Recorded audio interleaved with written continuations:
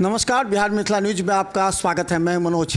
देखिए, चुनाव में हम काफ़ी बिजी थे, लेकिन चुनाव के दरमियान कई ऐसे बातें पता लग रही थी जो कि दरभंगा डीएमसीएच में मरीजों के लिए क्या बेहतर सुविधा उपलब्ध है। हालांकि जितने भी नेता थे, चाहे हेल्थ मिनिस्टर हो या सभी बिजी थे, लेकिन अब मंगल पांडे को ही दरभंगा जिला का प्रभारी मंत्री बनाया गया है और खासकर डीएमसीएच, एम्स एवं अन्य मुद्दों पर चर्चा करेंगे। हमारे साथ दरभंगा डीएमसीएच के अधीक्षक डॉक्टर अलका झा हैं।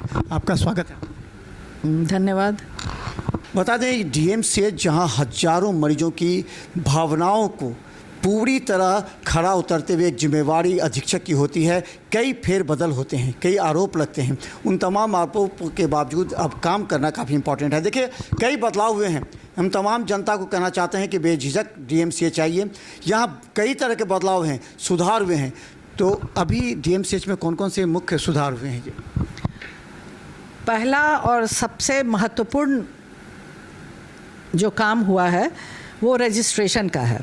ये बात हम लोगों को जब से मैंने ज्वाइन किया था उस समय से आ रही थी बात, और ये एनएमसी के तहत मतलब नेशनल मेडिकल काउंसिल का ये एक उन लोगों की बहुत मतलब अहम पॉइंट था कि आप पूरे अस्पताल का रजिस्ट्रेशन एक होना चाहिए। और इस संबंध में हम लोगों ने शुरू से काम करना स्टार्ट किया था। यहाँ पर पहले रजिस्ट्रेशन 2 एजेंसियों के द्वारा की जाती थी, तो वो दोनों एजेंसियों को हम लोगों ने कई बार बुला के मौखिक रूप से भी बोला कि आप लोग आपस में इंटरलिंकिंग कर लीजिए, जिसके चलते एक ही रजिस्ट्रेशन हो जाए। लेकिन इस पर उन लोगों ने ध्यान नहीं दिया। मैंने उसके बाद 2-3 बार पत्र भी लिखकर उनको कहा कि आप लोग एक इंटरलिंकिंग करके एक रजिस्ट्रेशन कीजिए, ताकि कोई मरीजों को भी सुविधा हो सके, और हमारे एनएमसी का भी रूल यही कहता है, वर्कलोड भी कम हो जाए। जी। तो उन लोगों ने ये इस बात पर असहमति जताई। जब उन लोगों की तरफ से असहमति हुई, तब हम लोगों ने ये निविदा जेम पोर्टल पर जेम पोर्टल के माध्यम से हम लोगों ने ये निविदा प्रकाशित की। उसमें कई लोगों ने भाग किया। उसमें एक एजेंसी जो अभी चयनित हुई है, उसके द्वारा अभी हम लोगों ने 1 अप्रैल से रजिस्ट्रेशन का काम शुरुआत कर दिया। तो अभी रजिस्ट्रेशन सिर्फ एक हो रहा है।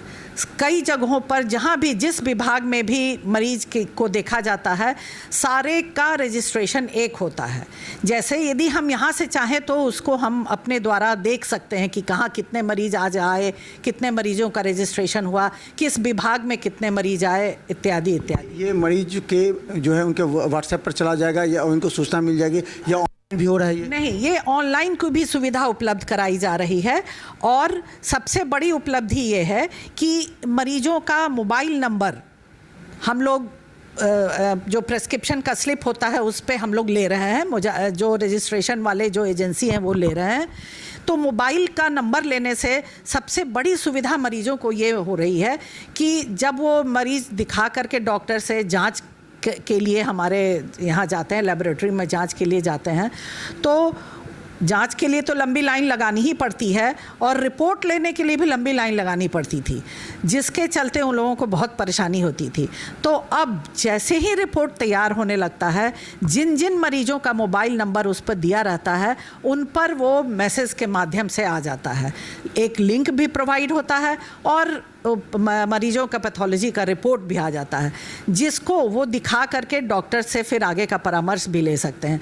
ये मरीजों के हित में बहुत बड़ी सुविधा। एक और है कि जिसको अगर पैथोलॉजी रिपोर्ट आ गया सेम डे 3 से 5 में, क्या वो डॉक्टर बैठते हैं या फिर उस दिन रिपोर्ट मिलेगा, या वो दूसरा कोई डॉक्टर उस रिपोर्ट को देख सकता है? पहले है कि जिस दिन जो डॉक्टर बैठेंगे वो इसी दिन रिपोर्ट को देखेंगे। तो क्या ये व्यवस्था होगी कि जैसे आज से कल कोई गंभीर मरीज होते हैं तो वो उनको कोई भी डॉक्टर देख के दवा लिख सकता है, पैथोलॉजी रिपोर्ट देख? देखिए, जो गंभीर बहुत मरीज होते हैं वो तो इमरजेंसी में आते हैं, तो वो तो उनका अलग ही होता है, उसके तो वही डॉक्टर ही इलाज करेंगे, वही देखेंगे। जो बाकी मरीजों की बात है, वो जो हमारे सुबह में दिखाए, और यदि जांच के रिपोर्ट आ गया तो जिस यूनिट का सुबह में रहता है आउटडोर, उसी यूनिट का शाम को भी रहता है, तो वो शाम को भी उसका रिपोर्ट्स देख लिया जा सकता है। और कोई ऐसी विशेष बात है जो अपने सीनियर से ज़्यादा दिखाने का है, उनको फिर बुलाया जाता है, उनको भर्ती भी कर लिया जाता है, तो वो उस माध्यम से फिर डॉक्टर साहब उनका और भी इलाज करते हैं।